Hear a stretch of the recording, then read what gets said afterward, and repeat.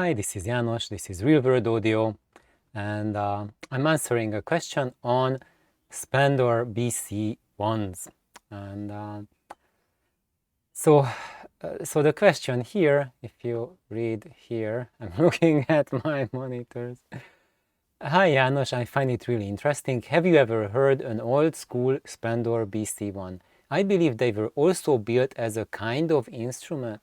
So let's have a look at it. And to answer the first part of a question, yes, I heard it. A friend of, actually not just a friend, but a colleague of mine. He's a neuroscientist. And also a musician. So he's a classical guitar player, and he has those, or at least had, when I heard them 20 years ago. And I think he was using Harman Kardon amplifier, an old school HK with them. Not the new Harman Kardon with the conglomerate megacorp HK, but the classic traditional Harman Kardon. And we were listening to classical music on it, so we didn't listen to anything else, just classical. And he did not set them up in an audiophile way, because by his own admission he was not an audiophile, he was a musician. and used those speakers as a musician would, and he was just super thrilled that it has Celestion drivers.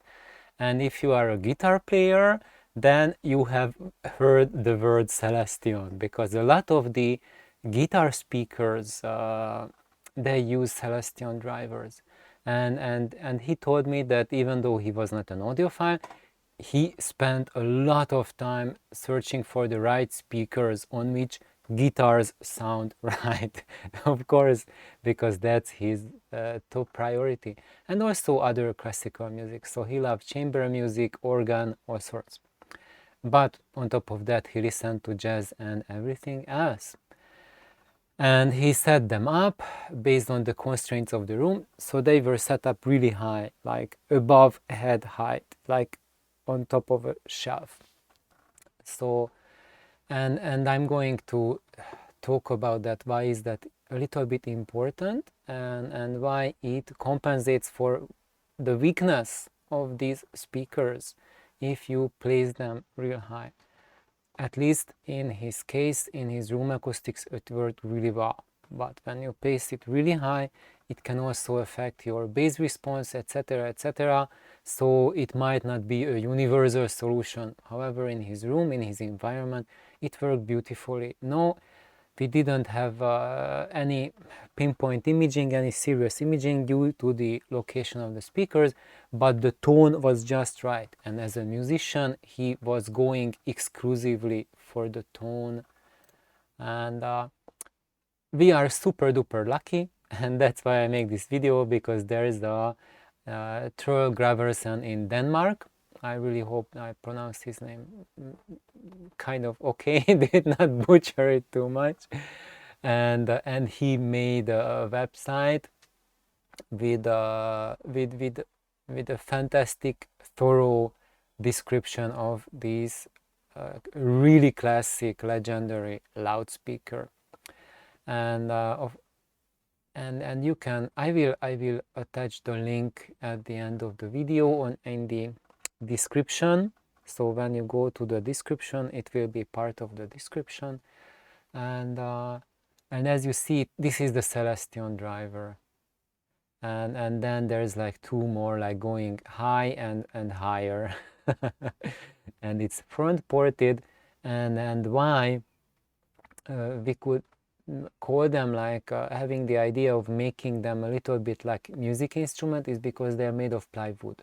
So the cabinet is a plywood cabinet, and it's not an MDF cabinet.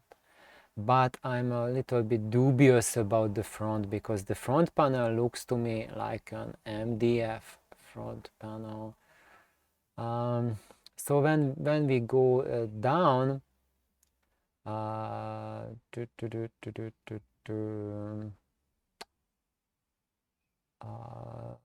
let's see. You can read the text. I don't want to read everything aloud.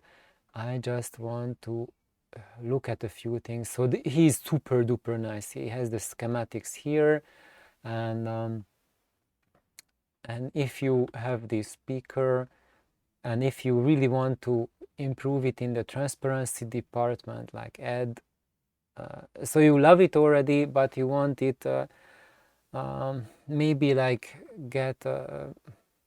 turn it into a more of a refined speaker, then what you can do is like upgrade the capacitors in it. Like here's a 3.3 microfarad capacitor, and then two in series, 0.33, 0.47, 3.3 again, and 1 microfarad. So as you see that there is no big capacitance on it, so you don't find big electrolytics in this loudspeaker, and that's something I think it's a really big positive, that you don't have to choke it down with huge capacitances, because when in affordable price range loudspeakers, when you add a big electrolytic, that really throttles down the ability of the speaker. And if you choose the brand of the electrolytic right, it can sound very warm and really towards the natural side, but there it is quite noisy. You have a high noise floor out of it, and you will lose a lot of resolution, a lot of speed, and the interaction with the amp, it can be quite critical. So here we have a loudspeaker that has very low capacitances, so actually it makes it very favorable for a tube amplifier. And here it's also like a layout of the crossover and the actual crossover. And when we look at its efficiency, it's super duper low. So like mid 80s, that's what you would not ever consider for a tube amplifier. But if you have a push-pull tube amp, I would really say try it out. And that's because there's no harsh capacitances to drive. So actually it will be a better match for a 20 to 50 watt or higher power tube amplifier than you imagine, because of the ease of the crossover. And as you see, they have nice big inductors, so they are not skimping on like ferrite core junkies, but they have EI core and air core inductors. That's something that nowadays it just goes for a really premium price. If you want it from a modern loudspeaker, it's going to cost you a lot of money. And when we are looking at the parts, see these kind of caps, I would say like change them for a film capacitor. That will really change the sound. Of course, they're much bigger than these tiny babies here, and I think probably on the other side there must be other capacitors as well, and these resistors, these are really what? These are capacitors, 3.3 microfarad. So very okay. I didn't see the perspective. That they really looked like that sandcast wire wound resistors, totally like that. The photo is cheating me. So now that I read it, this is the 3.3 microfarad capacitor. These are like the box film caps, kind of like the Vima style. Vimas are like this too, these plastic boxes. So these are not that bad, but I would still upgrade them. But if you want something better here, that will be just a monster big capacitor, and you will have to just figure it out how you are going to place it on the board. Probably in that case, if you want to upgrade these as well, the best idea would be to move the crossover off the cabinet, which is a great idea in itself, not to have the crossover inside the loudspeaker cabinet, That's one improvement that you can do. And also it will facilitate crossover upgrades, because you don't have to open up the cabinet every single time you want to do a little mod, a little change, refinement in it. And as you all know, I'm not a fan of the commercial path, because then you get something packaged and either you like it or you don't like it, you're stuck with it. And if you love it, but you have tiny grief with it, like in the case, most likely in the case of Spendor you will have, then you are forced to just get rid of it and buy something else and try your search from ground zero again, and just like, and never get there, because you will never, or I would say it's extremely unlikely that you will find a loudspeaker that matches perfectly both your amplifier, your room, and your listening preferences, plus the rest of the system. Intermission over. You would never believe what just happened. The battery died on me. Anyway, now I put it in the changed it. So, but I'm not using the battery now. I'm using the DC supply. So I'm hooked up to the line AC. So now I have infinite battery for the camera. And just a little thing that I can share about this is that I either put in a battery and then I can film like around the room. Like, remember yesterday I filmed, well, I think that video will come out tomorrow. So now you can't remember yet, because I have already made that video yesterday, but it will come out tonight, which is my tonight on the time when I'm talking now. For you it will be already way past when this video is out. But anyway, for that I need a battery in the camera to be able to carry it around the room. But I also have tethering, and then I have a battery pack, a battery adapter that adapts it to USB power, and I have a USB converter hooked up to my line AC here.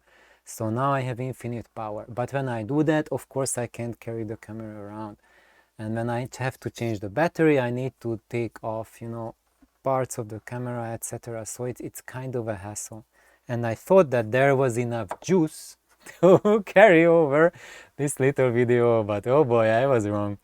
Anyway, comic intermission over. Where were we? So basically, I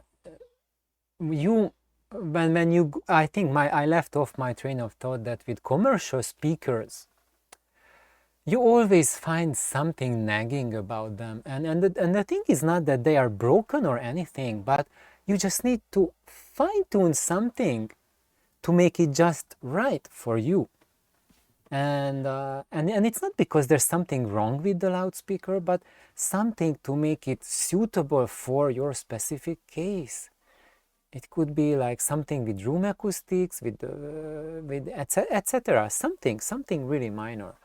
But I never heard a single loudspeaker made commercially that was just right. I just set it up and initially, of course, you are in love with every loudspeaker that you love and you set it up. This is wonderful, this is fantastic. But after you spend time with them, then you will notice, oh, okay,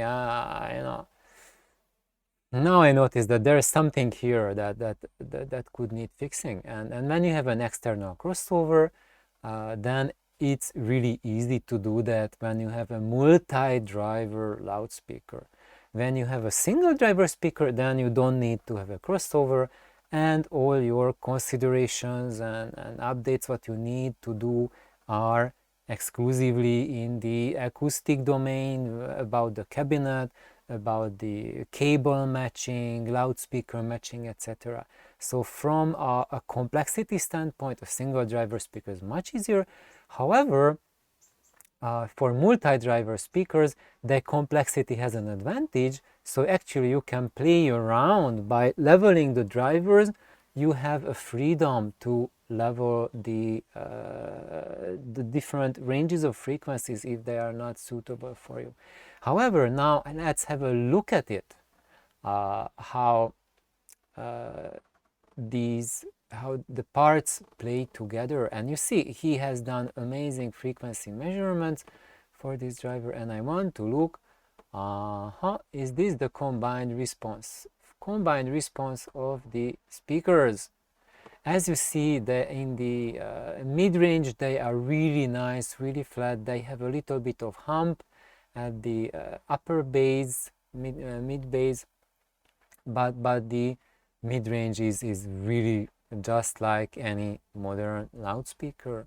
And when we go for the higher frequencies, this is like 3 kilohertz here, and it is dropping, and from 3 to, what is that, something like 6 kilohertz or something, we have a small dip here. And those of you who know it, this is here, that's also known as the BBC dip, and it's just really mild, really gentle here. And for what else do we expect from a British loudspeaker, right? We want to see a BBC dip there, or we really expect it to happen there, and that's part of that classic British sound. And they did that, they chose that, BBC chose that because it makes for a more pleasant listening. When you don't have the BBC dip, it's much more, tends to be harsher and more fatiguing than having the BBC dip. But what we have on top of the BBC dip is we have a little rise in the frequency, and we have something like 12 kilohertz or something like that. We have a peak there, and when people say that it has like a harshness, a peakiness in the high frequencies, it's because of that, because that tweeter on the top rises. And then what could you do is, if you maybe like level it lower, but if you level it lower, look what would happen. The problem with the peak, they made it peaky, because otherwise these frequencies above that go up to 20 kilohertz, now they are level with the material, right? So now it extends to 20 kilohertz at the cost of having a huge peak here. Actually, it's not that huge. I've seen speakers do way worse than that. So this is still in the domain that with the loudspeaker placement you can make it work. And also there's a gap, there's a dip when we go a little higher in frequencies. So kind of you would say it works out, but actually this will give like a really strong coloration character to the sound of the loudspeaker, because these notes here are much less there, you can't hear it, and these are really strong. And there's if you see, there's a lot of difference between them. There's quite a few dBs, but when you look at modern speakers in this high frequency range, you see all kinds of roller coastering happening. So I would not just point it out as a catastrophic failure, because we have these kind of things happening, but it's kind of like a significant wider hump and a wider dump or and so that's going to affect quite a bit of the frequency range there, but it's still like half an octave. It's going to affect a few notes in the sound in a range where most people already have difficulty hearing. But it's still going to affect the imaging, how that fine response that subconsciously, even if your hearing is not that good, subconsciously you still can hear if it's like natural or not, something is happening or not, and this is definitively going to show up. But if you were to level it, not to have this peak here, then everything which is here would also fall lower. And you might I think here in the crossover they did quite a bit of complexity to have these high frequencies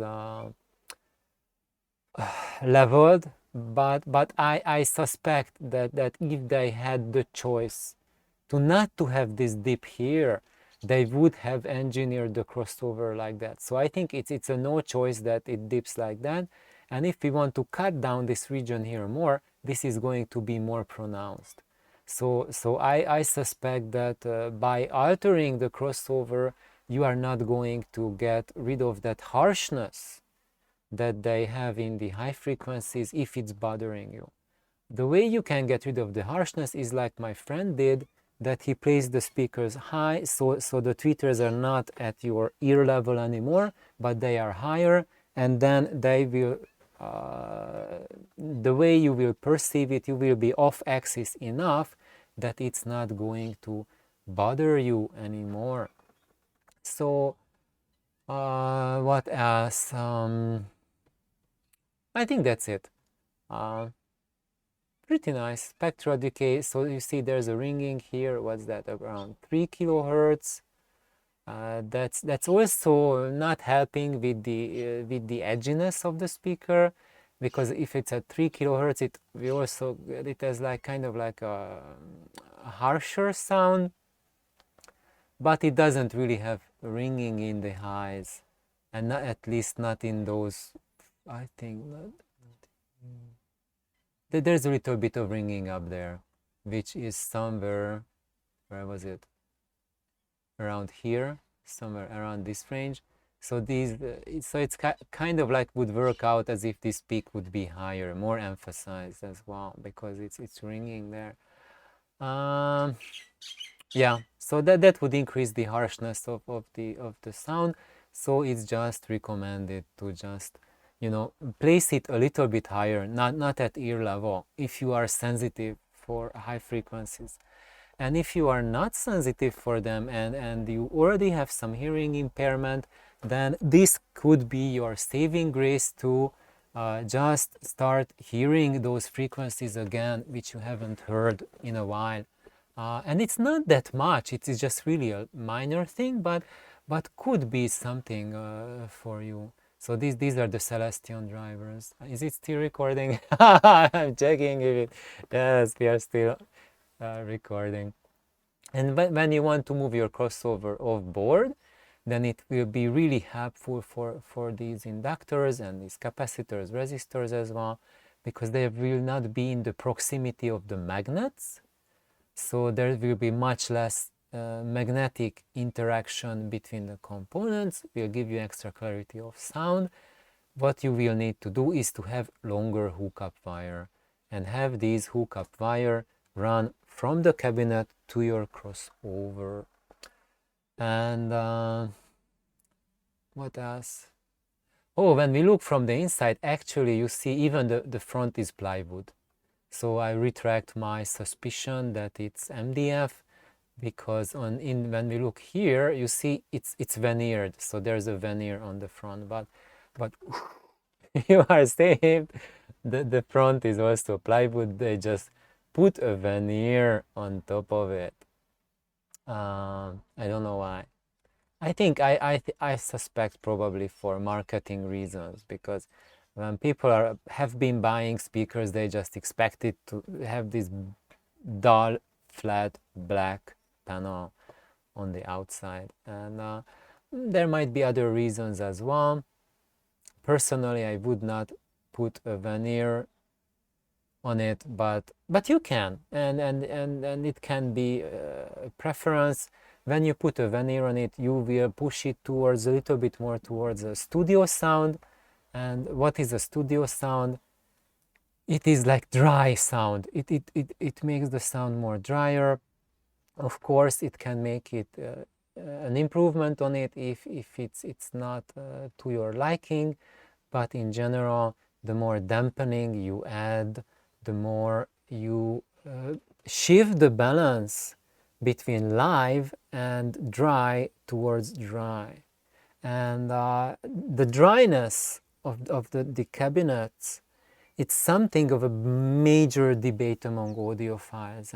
And when it goes towards one end of the spectrum, then both camps have terminologies which are positive and negative terminologies, like and one uses the term saying one way, and it's a good thing, it's a positive.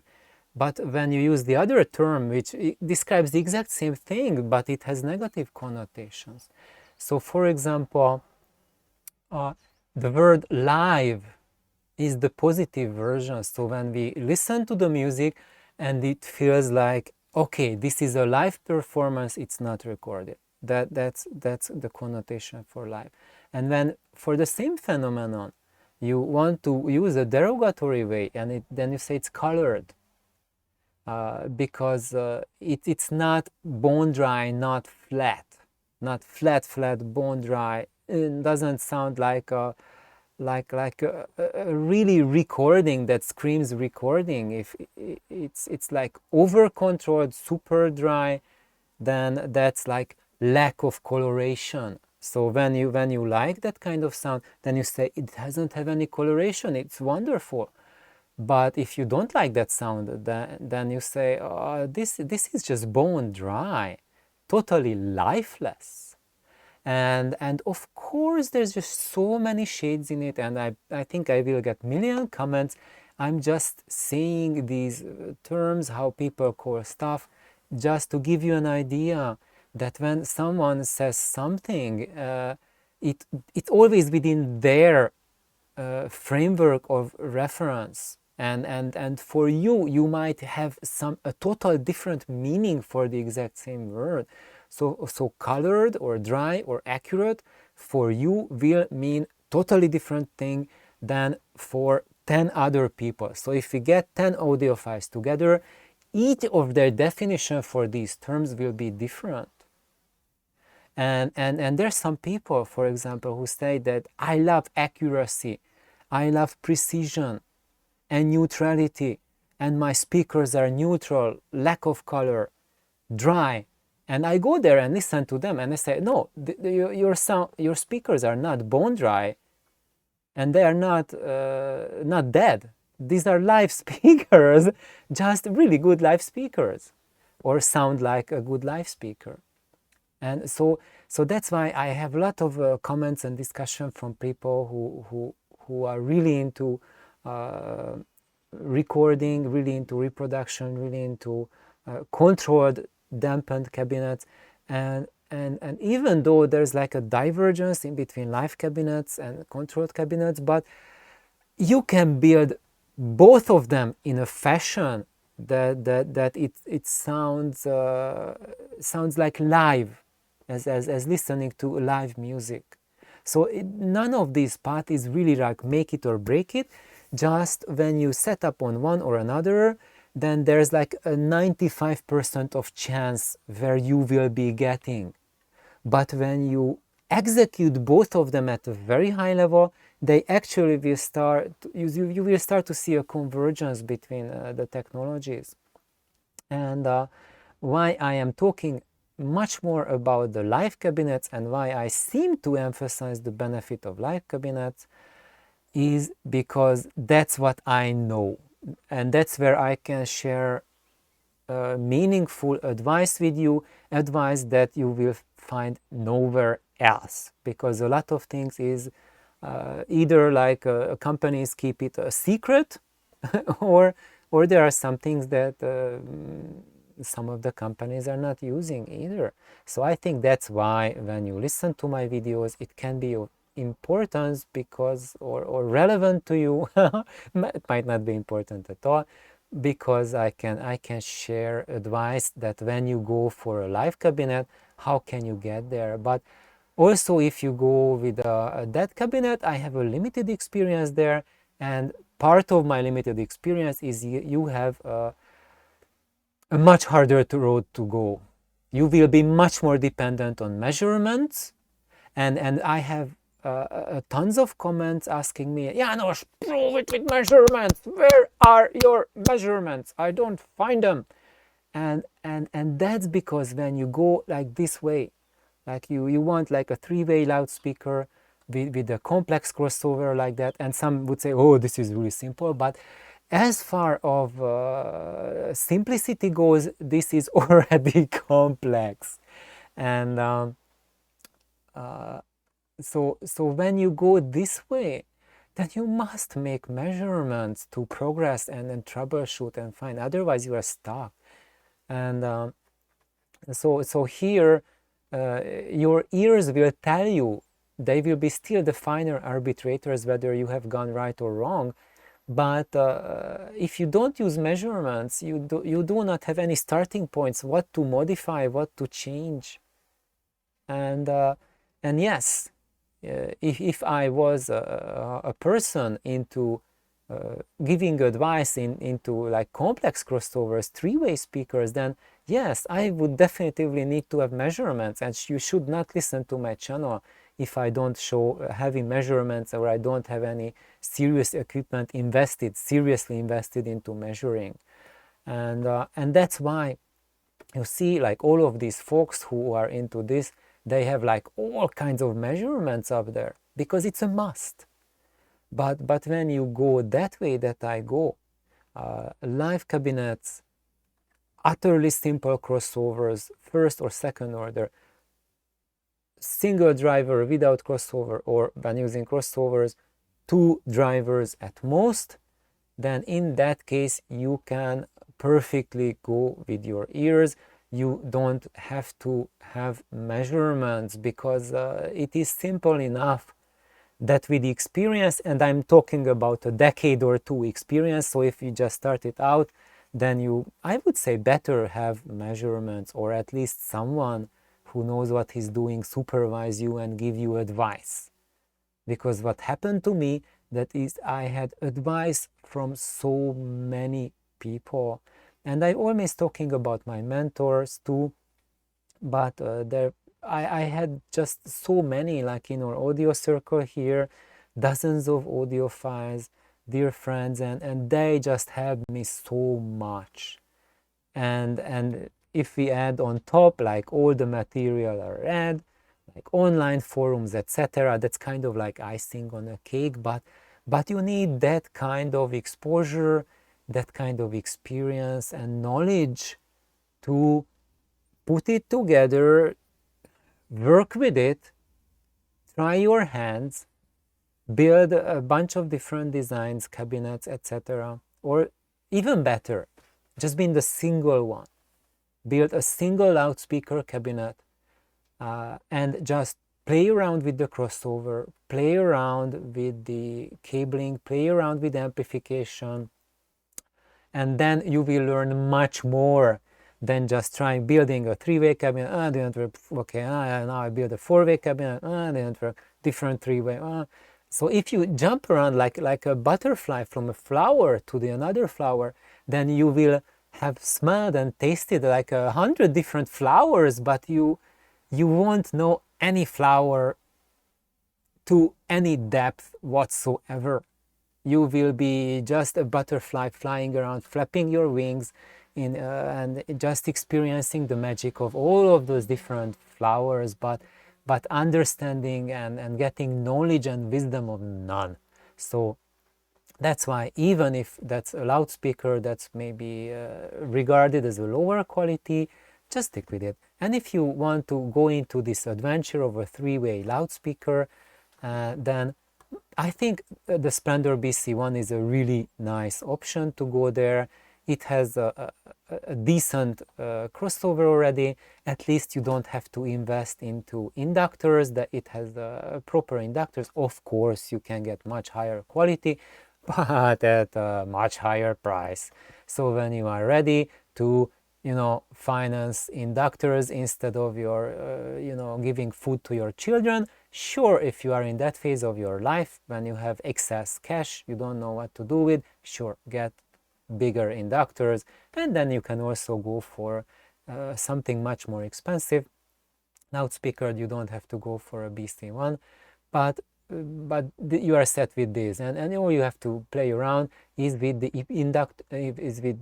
capacitors and resistors, and you can start like trying out different values for them, and not widely different, just a tiny bit different, and you will have to research it, how you would go on about changing the values, and I have a bunch of videos on it, crossover design, to help with that, what you change, how you change. How I myself would go about it is just get higher quality parts, and parts that play along with the loudspeaker. So something that keep the same or similar character and not something wildly divergent. I also have a billion videos on that, but probably it will be impossible to find. So I think probably I will have questions asking me to point you towards those videos, which maybe I will find, maybe not, because I don't name my videos. So when I do my videos, they're all spontaneous, totally spontaneous. And when it's done, I give them a title.